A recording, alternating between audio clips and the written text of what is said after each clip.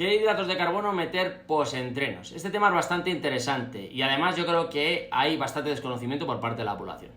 Hay que tener en cuenta varias cosas. Primero, el tipo de deporte. No es lo mismo deportes de resistencia que deportes de fuerza. Y luego, el tipo de alimentación que se esté llevando. Un error muy frecuente que suelo ver habitualmente en los deportistas y sobre todo en los preparadores es que suelen abusar de azúcares para hacer las cargas de glucógeno. Cuidado, porque ya se está viendo que hay muchos casos de deportistas con resistencia a la insulina. Al que tú estés practicando deporte habitualmente no te exime de poder generar una resistencia a la insulina.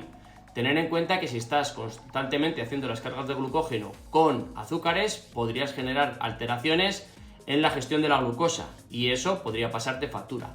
De hecho, yo he visto en analíticas hemoglobina glicosilada elevada en personas deportistas. ¿Por qué? Porque tienen tendencia precisamente a hacer esto que acabo de explicar. Entonces, las cargas de glucógeno no es necesario hacerlas con azúcar. Lo ideal es hacerlas con alimentos con una alta carga glucémica. ¿Qué quiere decir esto? Que tengan un elevado índice glucémico, pero que tengan una alta concentración de hidratos de carbono, ¿vale? Y evitando, a ser posible, azúcares y utilizando hidratos de carbono complejos.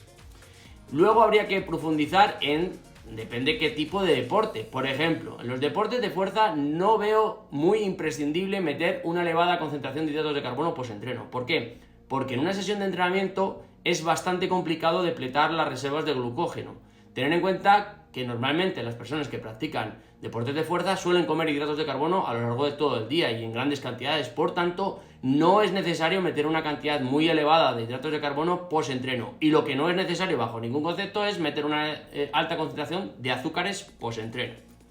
Ahora bien, hablamos de deportes de resistencia. En un deporte de resistencia, lógicamente, las tiradas suelen ser mucho más largos y los depósitos de glucógeno es fácil que se terminen vaciando. Por tanto, en esos casos sí es interesante meter una mayor cantidad de hidratos de carbono. Pero repito, no es necesario recurrir a los azúcares. Se pueden hacer perfectamente con hidratos de carbono complejos.